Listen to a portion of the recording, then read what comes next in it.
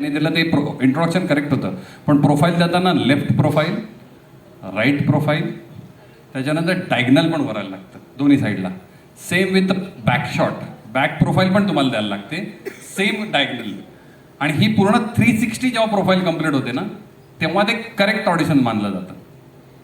कारण काय होतं, तुम्ही राईट लेफ्ट देता, पण तुमची बॅक कशी दिसते, कशी काय तुमची कशी बॉडी लँग्वेज आहे ती काहीच कळत नाही.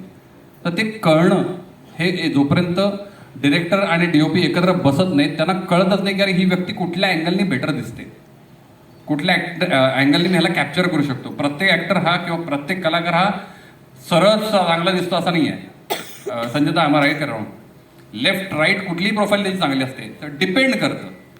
त्यामुळे तुमची प्रोफाईल खूप महत्त्वाची आहे. आणि हे जेव्हा तुम्ही कराल, तुमचा जो समोरचा ऑडिशन घेणारा असिस्टंट डिरेक्टर असेल, कास्टिंग डिरेक्टर असेल किंवा डिरेक्टर असेल, तर तुम्हाला सिरियस घ्यायला लागेल. तुम्हाला सिरियस घ्यायला भाग पडा, एवढंच म्हणू शकेल.